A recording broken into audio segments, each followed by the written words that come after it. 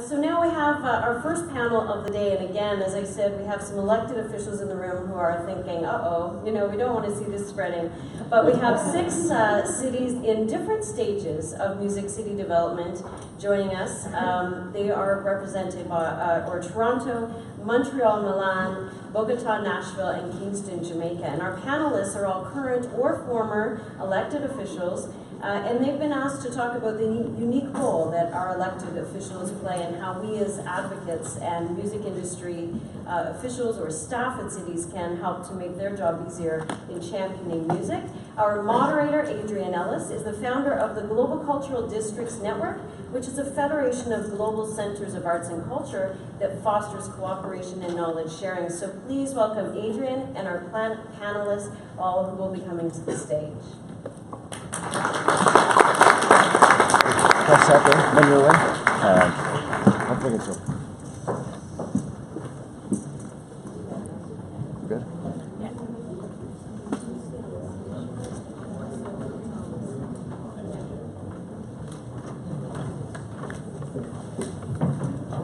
Where's that anyway? This camera?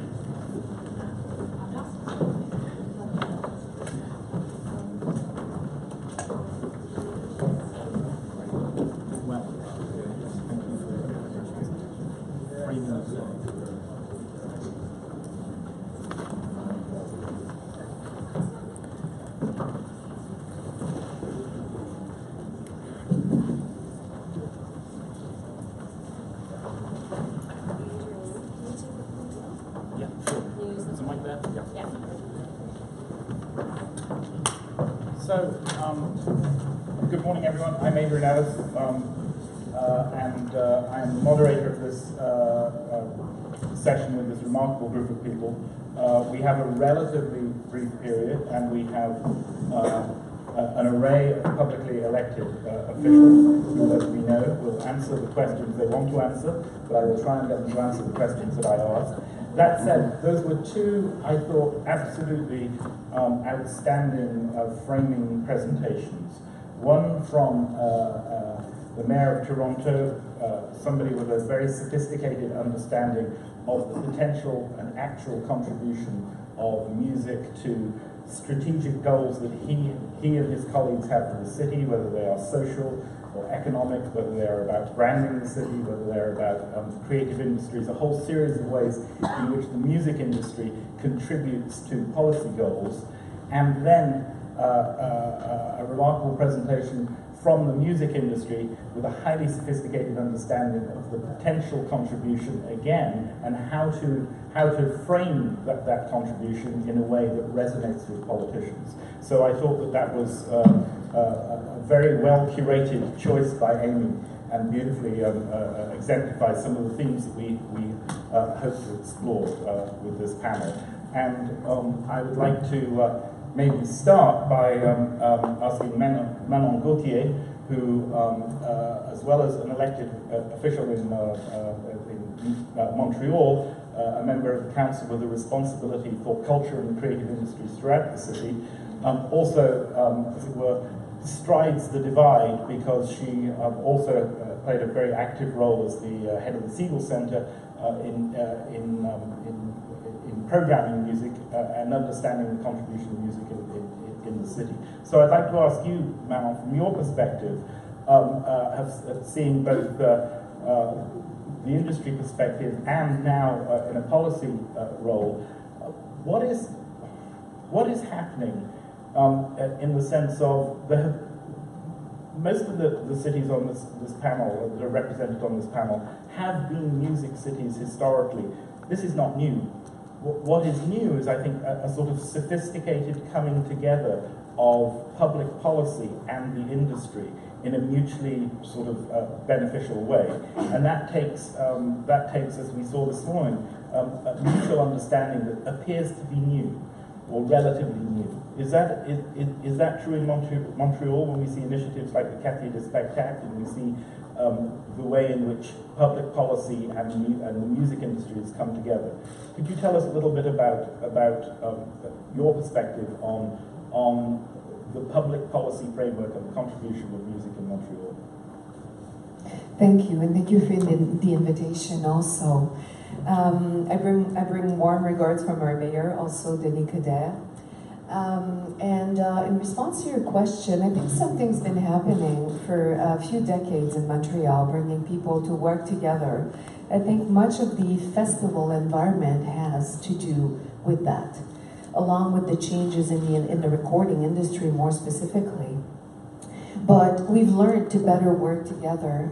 10 years ago, the municipal, provincial, federal governments came together around the same table with the private sector, with the Chamber of Commerce, very much to determine the challenges and the need to work together to address some of the industry issues, not specifically related to music, but specifically to break down those silos and create a global action plan to work together and to invest and reinvest in culture. So we've seen some of the challenges with the recording industry, but we thought that because music is the soul of our cities, that we needed to go further and to take music outside also of the venues, and that's how the Quartier des Spectacles, the entertainment district, came about. So we invested 150 million over 10 years to really bring together the industry and the people. Because without the people, there is no music either. So starting with a strong core in downtown Montreal, and also facilitating the role of our boroughs. There's 19 boroughs in Montreal. So Mayor Tory was talking about music in the park. Take music to the people. There's a network of 20 venues in Montreal, also outside of the downtown core, that itself has about 30 venues. So combining the indoors, the outdoors, it's about placemaking, it's about bringing people together, and importantly, it's about investing in our music industry. Thank you. Karl, you are a two-term mayor of Nashville, now gubernatorial candidate. Nashville is another city one closely associates deeply with the music industry. The music industry, has the music industry always been don't put it another way, has government always been sensitized to the strategic contribution, the economic and social contribution, or is that an increasingly heightened awareness, and how is that informing, or how has that informed public policy? Well, in terms of government awareness of involvement in the music industry had always been a little bit separate, and when I got elected mayor in 2007, one of the things I wanted to do was to make sure that the music industry understood how much we appreciate them. Hospitality, tourism is a huge part of Nashville's economy. The music industry, of course, in Nashville is filled with songwriters, production, all the services related to the music industry, all the artists. It's a huge employer. And so I wanted to make sure that they understood that they were appreciated, that the city wanted them to be here, and that we wanted them to grow here. And so what we did was we created something called the Music City Music Council. I essentially invited leaders in the music industry of all different types to come to my office and to work to create this council that would represent all sectors of the industry, to work together to promote the music industry in Nashville. So we worked on economic development, we worked on increasing the amount of live music in Nashville. I mean, Nashville, people come to Nashville not to see our healthcare industry or to see our universities. People come to Nashville because of the honky tonks and because of the music. So when they come to the airport, you want live music. You want free concerts going on. You want the songwriters to have opportunities to show their talent. You want the lower Broadway with all the honky tonks. You want that humming. And so, it's important to work with them on that. We worked on talent recruitment. We actually did a public housing project, or affordable housing project. It was, not really public housing. Affordable housing project that the city was financially involved in to create affordable housing for artists to be downtown. We worked on promoting the link between tourism, but the main thing was we wanted to make sure that they were appreciated, that they were working hand in hand with us. And the Chamber of Commerce got very involved, and we actually in 2012 did a in-depth analysis of the music industry as a cluster and its impact on our economy, and it's billions of dollars a year. And so now I think there's more cooperation and interaction between the city and music than ever before. I mean, we brand ourselves as Music City, and that is our name, Music City. And when everybody thinks of Nashville, it's music. And so this is very important to us. I think it's the right thing to do, and I think it's had real positive results. Thank you. Can I move? It's difficult to get one city to speak authoritatively for the whole of Europe, but a European perspective. Filippo del Corno, you are a council member with responsibility, with policy responsibility, I think, for culture and for music in particular. You're also a composer, a musician, a producer, and a music educator. So again, an informed perspective from both the professional and the political policy perspective. Milan. To what extent is Milan currently sensitized to its music industry in a way that thinks about it as a policy resource for strategic objectives? Thank you for the invitation, first of all. And I will start talking about my role as an elected official. I'm a musician, I'm a composer, but now I'm a politician, so I would like to talk about the role of an elected official as myself. And I think that what we are doing now in Milano is trying to think that policy should be an enabler for the local music sector. And the elected official should play a role as enabler for the music sector, for the music industry. Rather than being a director, an artistic director of music initiatives, now I'm working to facilitate and to support music production and consumption at any level, making easier making music in our city, and trying to cut the red tape of making music in our city. And I'm also trying to play a role as a mediator between the diverse associations and cultural institutions and music representative bodies. The political support given to the music by the elected official now in Europe, I think is crucial at any stage. And talking about Milan, I would talk about the fact that Milan that music has been a key issue in the political debate, stressed during the last administration electoral campaigns. So it was a very important issue. Music, and more broadly, I would say the nighttime entertainment has become part of the policy agenda of the elections. About music, the need to foster music sector comes at first from the grassroots, from the big and small industry folk lobbying to promote the local music sector. And I think also at the same time music is a crucial driver of city development in terms of reputation, city branding, attractiveness and employment of the city. Music is the core of our agenda now, also because it responds very strongly to a strong political mission of our major Sala, that of making Milano a young city. Milano a city for young people. A thriving music industry with a wide musical offer is definitely making the city more attractive for young people who decided to come to visit it, or to study in it, or to work in it, but to make Milano the place where create the project of life.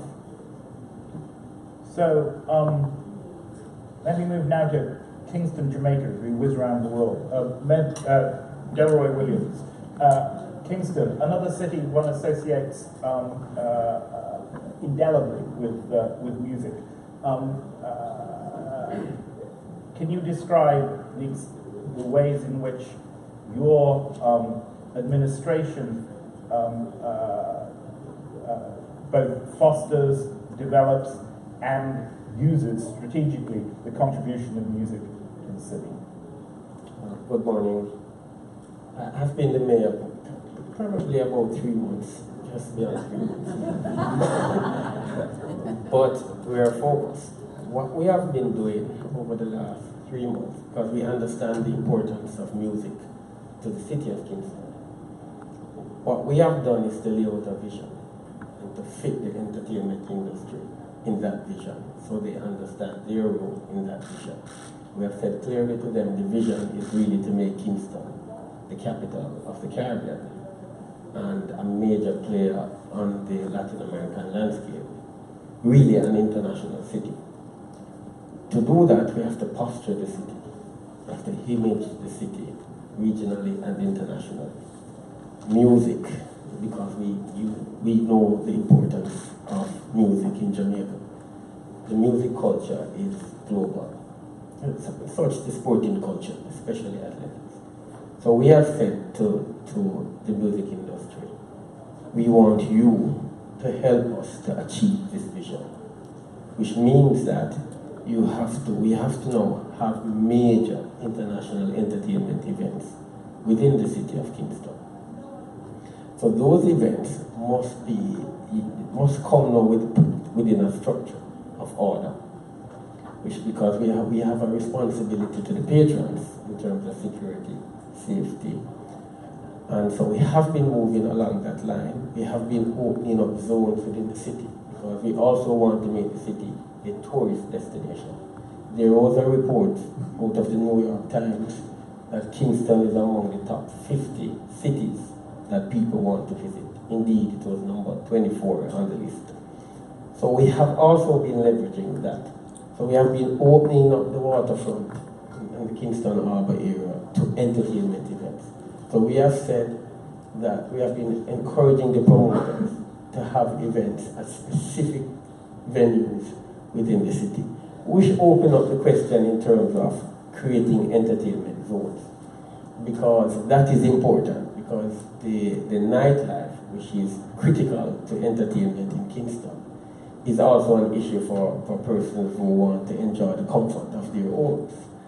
So we have now been working at where do we have these entertainment zones, because we have to do so in order to encourage the events, the major events.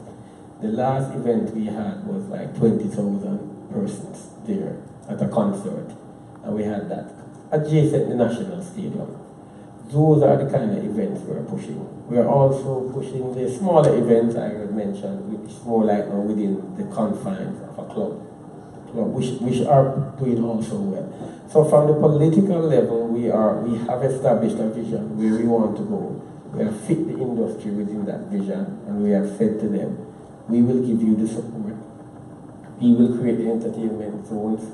We will, when necessary, and we are now contemplating as a parish, as a municipality, to waive certain fees for certain zones for just a time, so that we encourage events in those areas, like Kingston waterfront. We are also finally expanding beyond our regular, because we are like reggae dancehall culture. We also have the concert type events. But we have to be encouraging moving. It's like it's different types of events, because a concert culture, even though you use the same dancehall type music, is different from a dancehall event. And we find that we get a lot of international visitors, not only to the concerts, but also to the dancehall event, where you get the dancing and people in the street, similar to the rock type, but it would be the dancehall. So we have been moving now into different areas. So we're not a soca culture, but we have been encouraging soca, like carnival events. And we have met with the persons who promote carnival in the city, and have said to them, we want you to make carnival, Kingston, the #1 city in the Caribbean for carnival, which is a huge task, because we understand carnival really is Trinidad. It's Trinidad, but that's so we are moving even beyond the dancehall into the carnival, and it's pretty surprising that carnival is taking on in Kingston. So we are basically crafting the framework within which the entertainment industry can flourish. It's a huge industry. The reggae, the industry values at the last quote I saw was $17 billion in Jamaica. The nightlife contribution to the economy is pretty much over $20 billion annually, and it's growing. So it's something that as politicians we can't ignore because it drives economic activity within the city. Thank you. Maria Claudia Sorzano, you have many perspectives. You were Deputy Minister of Culture for Colombia, and now are the First Secretary for Culture for the city of Bogota. And as such, are responsible, I think, for culture, entertainment, sport too. Culture and sports. A large portfolio. I know that you've got a high priority on music as, if you like, a strategic plank in the articulation of the city's ambitions. What are you doing? Thank you. Thank you for the invitation. Warm regards from our mayor, Enrique Peñalosa, who started his period last year. So I'm here in this position since January 2016. And I would rather speak in Spanish in order to be more accurate, and also because there are some people in Colombia that are watching this panel. So that's a very important question, what we are doing. En efecto, la música es uno de los principales tópicos que tenemos, además porque Bogotá tiene el sello de industria creativa, de ciudad creativa de la música de UNESCO desde hace 4 años. En este momento trabajamos en la política pública de industrias creativas y uno de los focos principales es la música. De todos los sectores que queremos medir, la música es el más importante. ¿Por qué? Bogotá es la capital de la industria creativa en Colombia. Algunas cifras que lo evidencian es, por ejemplo, que el 45% de los ingresos de la música en vivo se generan en Bogotá, de todo el país. Y el 52% de la producción de la música grabada también está en Bogotá. I don't know if you want to translate right now. I can translate part of it. So there's the various music is an important vector for Bogota. The dynamics are that it is the capital of music for Colombia, with the production of 45% of the live music and 52% of the music that is recorded. En ese sentido, trabajamos muy de la mano con la Cámara de Comercio de Bogotá y con otras entidades privadas para generar mecanismos de fomento a los emprendedores de la música. Tenemos también un gran foco de circulación de artistas. Desde el año 95, Bogotá tiene los festivales al parque. Los festivales al parque que año a año atraen a más de 800,000 personas. Estamos hablando de casi 1 millón de personas. Entre ellos, el más famoso, Rock al Parque, que está en la lista de los 300 festivales más importantes del mundo. En esos festivales tenemos artistas de talla internacional y de reconocimiento nacional, pero tenemos un segmento para escoger bandas locales, hacerlas girar, como a través de convocatoria pública, de concursos. Las bandas se presentan para ser ganadoras de ese estímulo que representa su presentación en estos festivales que son bien reconocidos. Ese es uno de los mecanismos para que circulen y se hagan conocer las bandas locales. So Bogota has a music festival since 1995, which attracts over 800,000 people. And one of the mechanisms they have over there is through this festival to promote the local bands and artists to create this vitality for the region. Y otro de los focos que tenemos es la medición, indicadores de impacto que, asociados a la política de industrias creativas, estamos desarrollando un capítulo específicamente para medir la música, el impacto de la música en la ciudad desde el punto de vista de desarrollo económico. Esto lo hacemos con la Secretaría de Desarrollo Económico y con el Instituto de Turismo de Bogotá y la Cámara de Comercio. Vamos a desarrollar un capítulo que medirá la música en creación, producción, circulación. Es un trabajo que estamos hasta ahora iniciando. So the different vectors to develop the industry there, and the partnerships between the different levels of government in helping again building this music community. Thank you. So, I'd like to ask a question. It's prompted by something that Mayor Tory said. I'm sure he could develop that from any of you, which is the music industry is the music industry, 3 words. The underlying reality is it is a highly complicated ecology, from individuals, unincorporated organizations, through to vertically integrated behemoths of the entertainment industry. Some of it's local, some of it's regional, some of it's national, some of it's international. It's a complicated picture. It's also going through convulsive changes in its underlying business models, relationship between live music and recorded music, the relationship between distribution and consumption. Pretty well everything is in flux, on the one hand.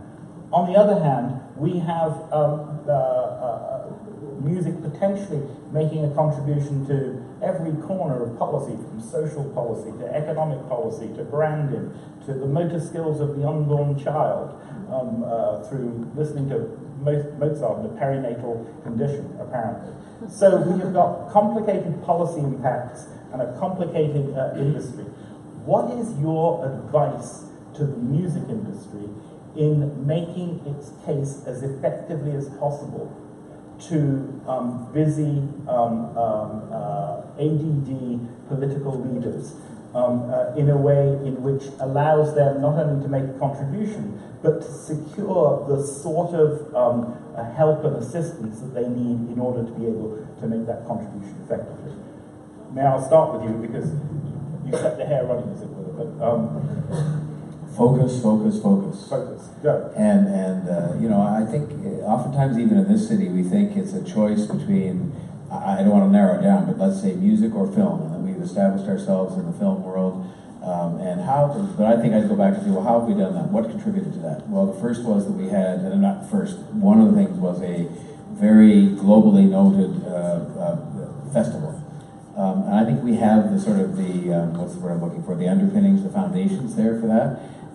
The second we had was a lot of production that was going on, film production, greased by, I'll say, financial incentives provided by government. So if I was to sort of really narrow the focus down, I'd say probably the one thing that will function as more of a catalyst than anything else is if the industry focused on saying, okay, instead of setting up a music fund, which I commend the Ontario government for doing, maybe they should look at, as much as it might horrify them initially, setting up some kind of a financial incentive system for music production and music work and artists in Ontario, and which is going to mean a lot in Toronto, but that's good for Ontario. And if you focused in on something like that and focused in on building up the festivals that have made us globally renowned, and then we continue to do our work on making this a hospitable place for artists and for music. But it's all about focusing, and instead of having 973 priorities spread across 27 different organizations, which is, when you talked about the ADD of politicians, first of all, you're very insightful in talking about that, because it's true, and we don't have any choice but to have ADD because we have to move from one issue to the next every day. But it's also sometimes the case that politicians will find it the easiest answer not to act because they have 26 different positions being put to them, totaling 400 different priorities by organizations all representing supposedly the music industry. Whereas if the industry went and said there's one thing you could do that's going to make the biggest difference to production and reputation and contribution and thriving health, and that is this, whatever it is, and I happen to believe it might be something on the financial side as it did for film, I think then there'd be a much greater chance of that actually happening. So your advice very, very much echoes the last presentation, which is organize. No? Because the funding models are changing, we have to adapt. So we invest 10% of our annual budget towards cultural development, all categories. So we're telling organizations and artists, keep challenging us, but stick together, work together. There's over 250 festivals in Montreal. about 54 major festivals, and over a third of that are music festivals. So we've also asked the industry to spread out the festivals across all 4 seasons. It generates more tourists. It helps to give them also, instead of competing with one another, it instills cooperative values also. So we've asked people to also make way and change some of the things that were before more focused around 3, 4, 5 months during the year, to spread across all 4 seasons. We're a Nordic city, so we're assuming it proudly, so now there's festivals in the winter as well. And we're also telling them, look, we work together. We have this 10-year action plan with the Montreal Cultural Metropolis. So we speak to each other. So when I said before, challenge us, is we will change the ways our models, our funding models are built. But we're asking everyone to work together and understand that between Ottawa and Quebec and Montreal, that we now have a mechanism in place so that when we do our budgets, when we review our policies, we do it hand in hand. And it's a lot more efficient for us and for the media as well. I have 2 advices for the musical industry. The first one is to try to give back something to the public interest of the community where they work. And I would like to talk about a practical example, because Milano is a center of Italian music industry because it hosts the Italian record music industry, a lot of radio broadcasters, but also Milano, it is internationally acknowledged as the capital of music for its cultural institutions like Teatro alla Scala. And 4 years ago we started a very strange project because we asked to one of the major Italian pop radio broadcaster, Radio Italia, to arrange a stage in the most important place in the city, the Piazza Duomo, to host 2 concerts. The first one, of course, is a pop concert with the star of Italian radio, but the second one is with the Filarmonica della Scala, the most important classical institution. So we have, thanks to a stage that is completely paid by the Italian Radio Italia broadcast, we have a pop concert, free for the city, and then a classical music concert played by the Orchestra Filarmonica della Scala, the most important classical institution of the city, free for the citizens. And so I think there's a way the musical industry can give back something to the community where they work. And the second advice I would like to say that competition is better than competition. So try to cooperate and to work together, all together, and together also with the public policies, and not to compete only.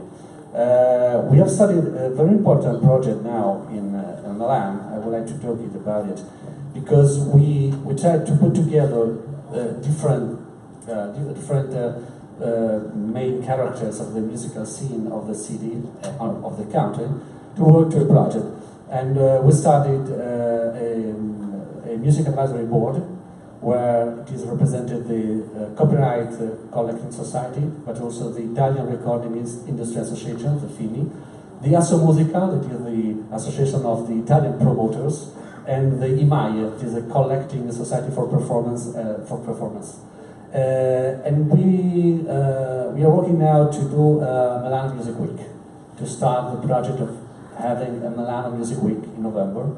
Milan is very famous in the world for its fashion week or design week, and the format of the week is very strong because allows to focus on an international trade fair or business event, a rich program of events spread out throughout all the city. And so we started to think about a new week for Milano, and the Milano Music Week, with the same model of Design Week or the Fashion Week, having a very important international business event and a rich program of events created and built by all the people working together in the Music Advisory Board. Thank you. I would add 2 things myself too. Number one, I think that the music industry and music as just a pursuit in life make cities better places to live. I mean, I'm a big believer that cities that attract creative people, cities that attract people whose capital is their ability to create a song, to produce a song, to do something special in the artistic world, are going to be stronger cities. And the cities that do the best work in terms of bringing that sort of creative energy to the city are going to be the cities that are going to thrive. And so it's kind of been my message that I've had for the music folks in Nashville, and I think they agree with that, obviously. And you can't underestimate, I think Nashville's got more songwriters than anywhere in the world. And you go to a restaurant, you're probably talking to a songwriter when you're ordering something. But they do incredible work, and they are incredibly talented, and you have so many different performers, and it's made our city so much richer. And it's become increasingly diverse. The music industry, people think of Nashville country music, which is good because we have huge festivals, we have the Hall of Fame, we have all sorts of things happening there. But we're also a major center for rock. I mean, Jack White, Kings of Leon, Black Keys are Nashville people. We have a Grammy Award-winning symphony. So it adds to the diversity and the richness of the city. And any mayor would want to see that kind of thing flourish. And so that's why I think the entire Nashville business community and political leadership wants to work with them and to continue to have Nashville thrive. I think it's a real good point about giving back. And this ties into being creative, because being creative means that you're going to have good education, that our kids are going to value artistic talent, artistic creation, not as a frill, but as an important part of education. So in Nashville, we worked with the Music Council to create a program in our schools called Music Matters. And the Grammys have been involved in this too, and the CMAs give $1 million plus a year to this, $2 million a year, which is to try to give Nashville the best education programs in music in the country. That's their goal, big goal. But you have the opportunity to, if you're creative, we have a record label operating the studio in one of our high schools. We have songwriters teaching classes, whether it's rap, whether it's country, whether it's bluegrass. You can take the banjo in Nashville. And we try to get people to volunteer, come into the schools and work with the schools, and some do it on a non-volunteer basis, but it works. And so that was important to the music people when we formed the council, to do something to give back. And as mayor, then, to me, that's how you keep a creative city, is when you help bring music education to the schools, kids get good educations, that builds on itself. Others? Yes. Desde el punto de vista de la industria de la música, la clave es trabajar en equipo entre el sector público, el privado, cultura, desarrollo económico, turismo, cámara de comercio, lo que mencioné anteriormente. So the importance of working in team with various departments of government, mainly public, private, and industry. Y desde el punto de vista social, algo que mencionaba el alcalde de Nashville, en Bogotá es muy importante, que es la educación musical. Actualmente tenemos clases en más de 31 colegios públicos para la formación musical, que lo dan el Instituto de las Artes de Bogotá y la Orquesta Filarmónica de Bogotá, para poder incentivar el gusto por la música desde la temprana edad. Y con respecto a la industria y a lugares de convivencia, de encuentro, está el proyecto que tenemos para la creación de distritos musicales, para fortalecer la planeación urbana. Eso tiene que ver con incentivos económicos, reducción de impuestos, manejo de sonido, manejo de ambiente, de muchas cosas que yo sé, conocemos que en otras ciudades se han logrado hacer para promover la industria de la música. So the various teaching schools for music in Bogota, and the importance again of coordinating things between people and promoting this in a way to achieve social goals and its perspective on society over there. Now, Williams, I'll ask you the same question, which is, as you look to the music industry in Kingston and you think about how they can, what they can and should be doing in order to be able to help you to help them, what would your advice to them be? Well, certainly, and it's kind of tricky in Kingston, because I'll just give you a quote. Andrew Fletcher, the philosopher, said that, give me the writing of the songs of a nation, and really, to paraphrase, I don't really care who write the laws. So the impact of song lyrics on a society, on a city, is tremendous. In the city of Kingston, that has been an issue between the music industry and the government and the city, the municipality, in terms of the lyrics. And because the lyrics is more, sometimes it gets, and it's across the globe, sometimes it promotes violence, and the government at times believe that this is impacting on society. So there is that discussion, and but also they would respond by telling you that they are just reflecting what is in the society, and it sells, because the young people, it's about taste, and people want it. Now, what is good for Jamaica is that in terms of the education, in almost every community you have, and it has expanded. Usually it was within inner cities, but now it's really right across the city, is that there is like a production, a studio in like 7-8 studios in every inner city community.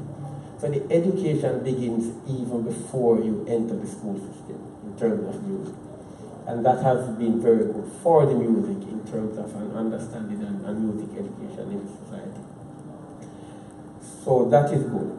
The structuring, and as the mayor mentioned about focusing, the music industry started like almost an underground industry. It fears policing, it fears order. And the politicians usually stay away from it. They love the music, but they don't want, initially they didn't want to get entangled with the music because of the lyrics. So they didn't want the society to say, okay, so you're associating with this. So they enjoy the music, but they stay far from it. And then the music industry stays away from the politicians because they see it as almost like policing, getting into our business. That has been changing. And then, so part of my responsibility as a new mayor is to establish almost like the moral authority, the leadership, to lead the industry in a particular direction so that it can be structured, so that it can be orderly, and you funnel it. I mean, you don't want to funnel it too much because you don't want to dampen the creativity that is there. But it's almost to funnel it to a particular direction. In Jamaica, the culture of giving back is there. The music industry gives back in various ways in the society, and we appreciate that. So there is that culture of giving back. And so, that's very helpful. But our main focus right now would be to put the industry in a structure and to develop that trusting relationship between government and the industry. Do any of your cities have night mayors? That is to say, mayors of the night, not nightmares. No, because nightmares is a movement in parts of Europe. I mean, some cities are a mechanism, if you like, for arbitrage between two very different cultures and societies. We have about 20 minutes, and I'm sure that the opportunity to interrogate political leadership about issues that are dear to them and you is an opportunity you won't want to miss. Yes, can you identify yourself and ask away? Ken Sorzano, the International Resource Center for the Panelists. We're going to get your mic, sorry. As a Canadian Italian, I'm wondering if we can take advantage of the twinning of Milan and Toronto to move some of our musicians back and forth. Why don't we try to build on that? It's been very quiet since it was, I think, 2 mayors ago. And I just can't understand why we aren't moving forward on that. I will just say we have, I think, half a dozen of these agreements between Toronto and other cities, and they basically had ended up constituting pieces of paper that were very interesting and nice things to sort of talk about. I mean, what a source of great pride for us to say we're a sister city with Milan or Chicago, which we are, but the substance that lay behind those was kind of next to zero. And so you're right. I mean, among all the different things I had to focus on when I took this office, that was one, but I'll admit it was not at the top of the list, but I think there are huge potential benefits to be derived from making something of these relationships. And so I think your suggestion is an excellent one, and you know, why not? I mean, there's a number of areas between, say, Toronto and Milan or Toronto and Chicago you could focus on, but why not with respect to music? So I take your idea as a very excellent one, and admit that we haven't given life to these agreements the way we should. With Filippo here, we have an opportunity to progress the agenda. Have you? Yes, we can work on this, and maybe we can also think about the sistership between the Canadian Music Week and the Milan Music Week. Now, we are starting this year with our first edition, but maybe we can try to find a strong connection between the 2 weeks, also because our week is in November, your week is another period of the year, so we can try to find a sistership. I say something on this one. That's a great question, and actually in Nashville we have our oldest sister city is, in terms of the relationship, is Belfast. And our relationship with Belfast now is almost entirely built around songwriters. Every year around St. Patrick's Day, they come over here and they come over in increasing numbers and do shows all around the city and do songwriting events with our songwriters. We go over there every year. And then we have a very special relationship, a new one that happened in my second term with Tamworth. Tamworth, of course, is the country music capital of Australia, and they come over regularly. They come over for the CMA Music Fest, which attracts hundreds of thousands of people to Nashville. They come over for the award shows. They're very much interested. There's a lot of Australians in Nashville who, Keith Urban being probably the most well-known, but there are lots of Australians who work and do a lot in Nashville. So that relationship has worked. And then Edmonton, we have a sister city relationship with Edmonton, and that is also kind of based on music, where the interest in country music was a natural tie. And that relationship is still sort of in the building process, but I would say right now, Belfast, Tamworth are successful twinning relationships that are built almost exclusively on music. Manon. Most of our cities have collaborative agreements with several cities around the world. And yes, we can make the most of them, but there's an interesting network that needs to be looked at more closely, and it's the UNESCO Creative Cities Network. So many of us, Montreal is a design, city of design, Bogota, city of music, and I know that this will be addressed in the next panel, but I think it's important also to look at what's existing. Because sometimes we try to create new networks, new partnerships, but let's work at what the UNESCO Creative Cities Network has been accomplishing over the years across all disciplines. And let's look there also to see what kind of new partnerships between gastronomy and music, between across disciplines, so that we can amplify our reach.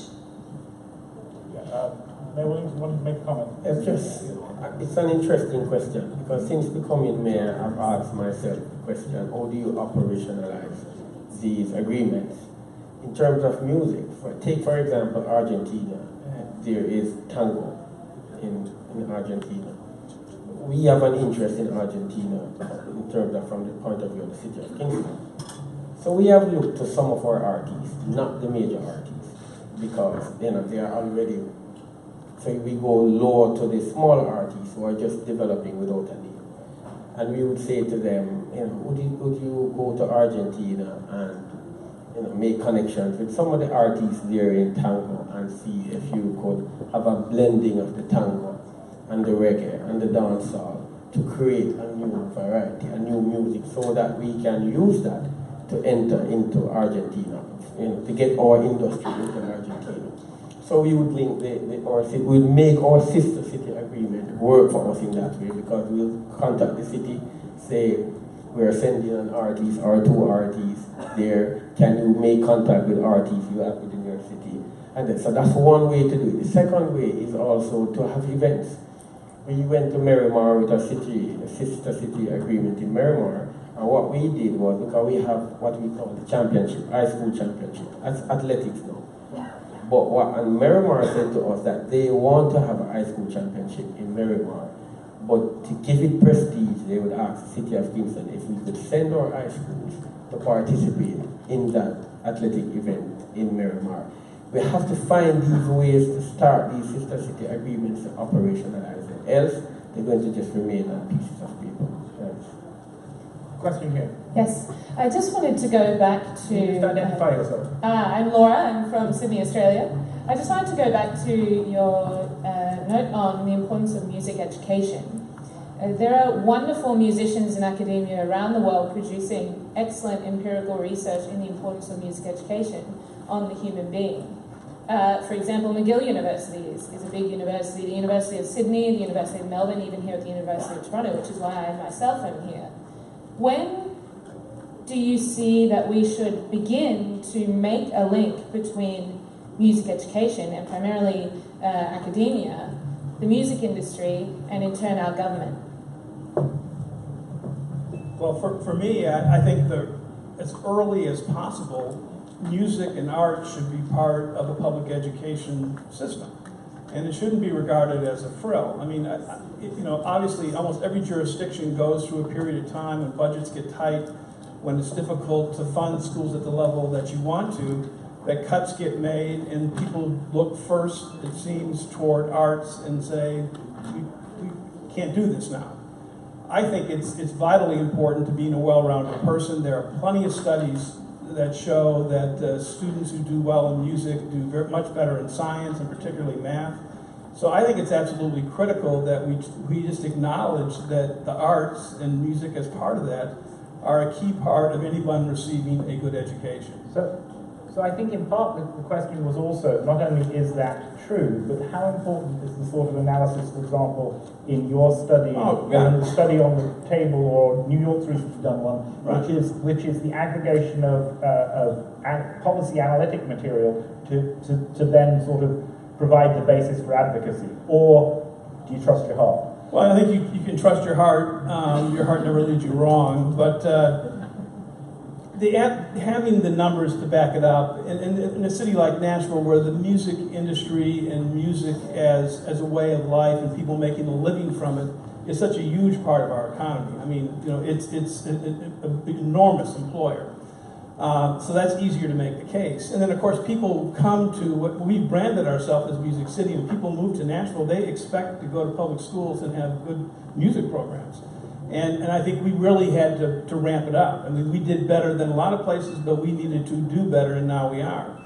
I think you're also seeing with universities now, Belmont University in Nashville, Middle Tennessee University, are doing a lot more on some of the college level on music production, music as a business, performance for artists, working to develop a group who will come out of college ready and trained to work in the music business.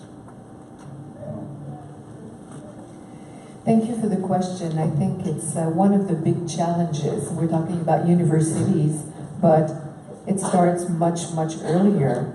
And one thing that we need to fight for is really to bring greater awareness to our school boards. Because the truth is, when there's cuts at our school boards, the first thing to go is the cultural programs.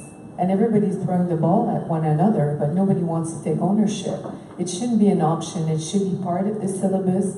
And going, whether we bring artists into the schools, or whether we take children into our concert halls, or it has to be an integrated part. So as elected officials, we also have that battle to fight. Not all of us have jurisdiction over schools, but in working closer with our governments, we need to address that challenge. It's something nobody wants to talk about, but it is something that before we get to university, there needs to be that awareness, because the future, our future artists, our future researchers, our future teachers are in our elementary schools. And between balancing the mind and the heart, with hard numbers, data is important. So look in any school, and when you look at the rate of dropout, it is largely reduced when arts, just like sports, are brought into our schools from an early age. So from the first minute a child steps into a school, there needs to be artistic, cultural programming, the same way there needs to be sports.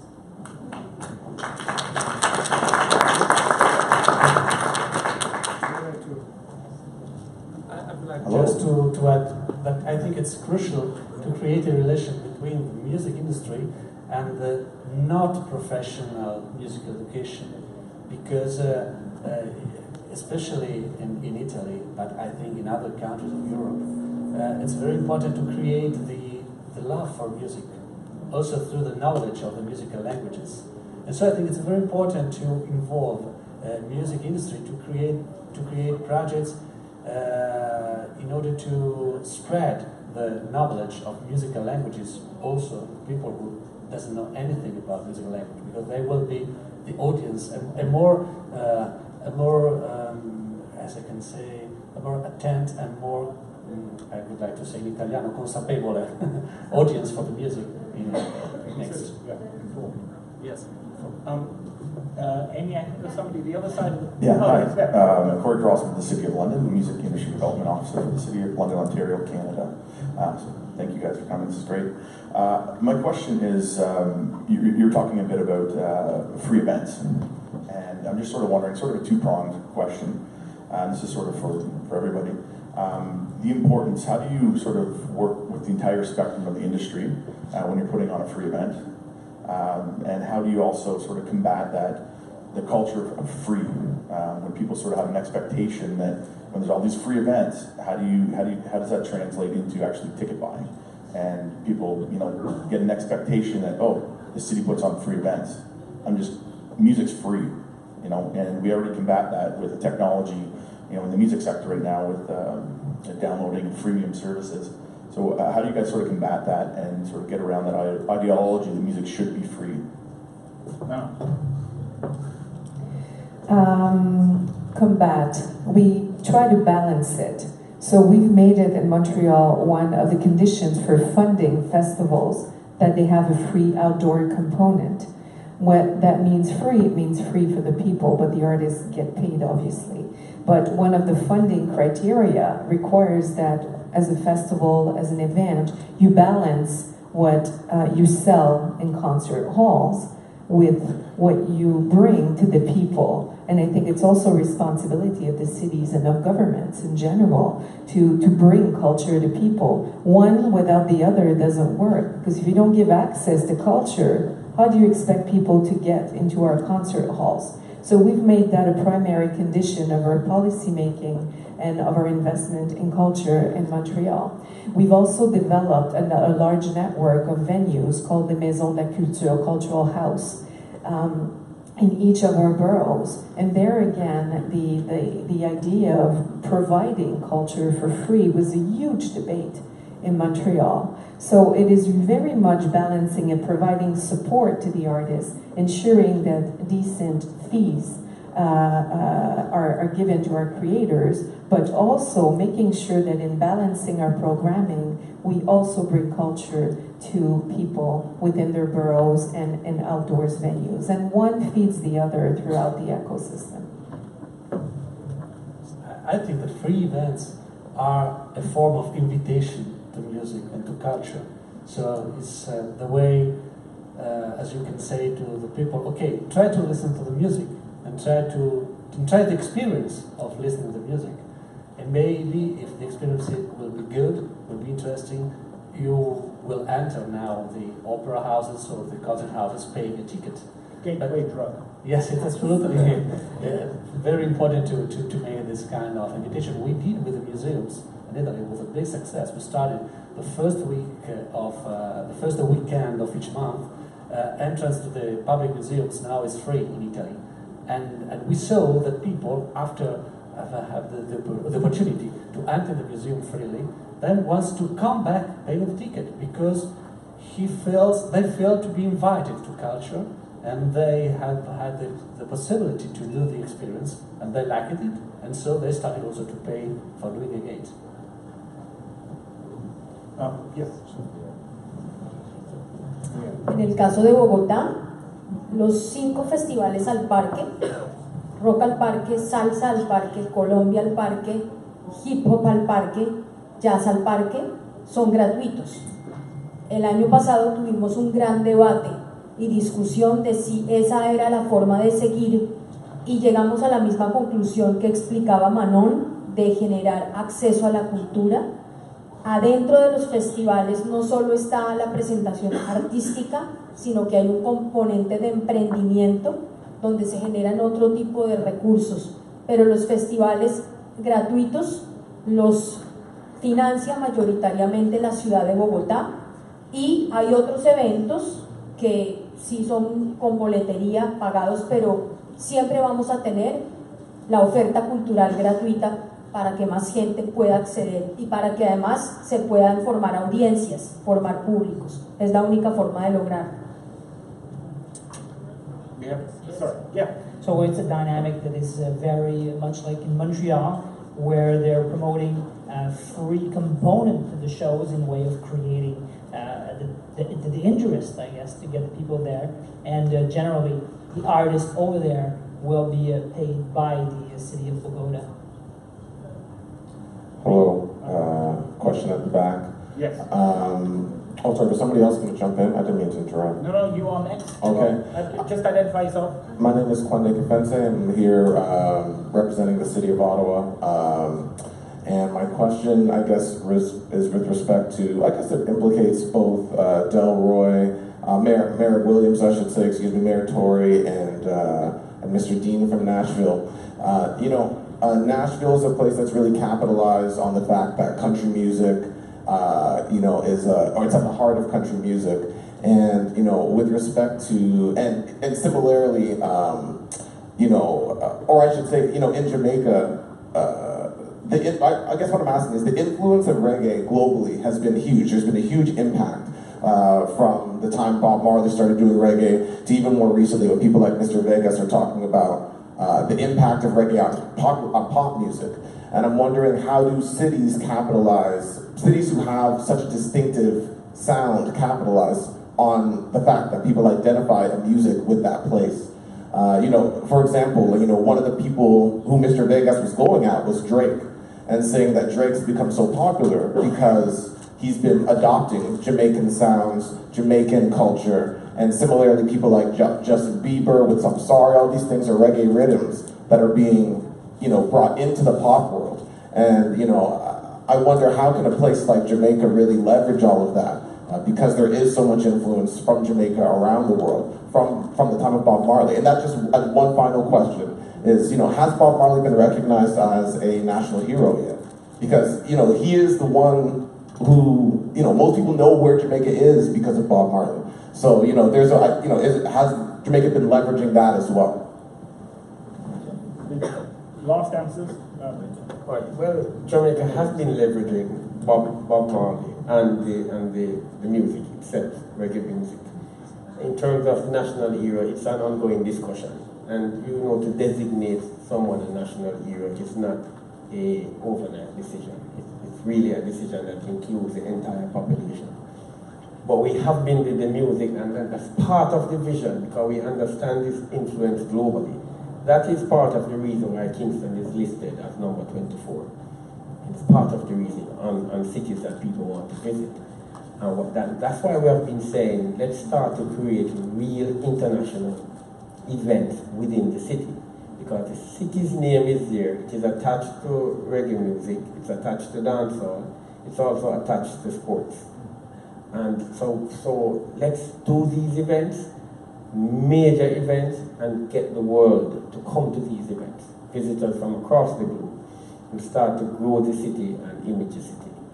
That's just we don't have the time to get into the entire, but that's just a piece of how we're visioning moving forward as a city in terms of the music industry. Thank you.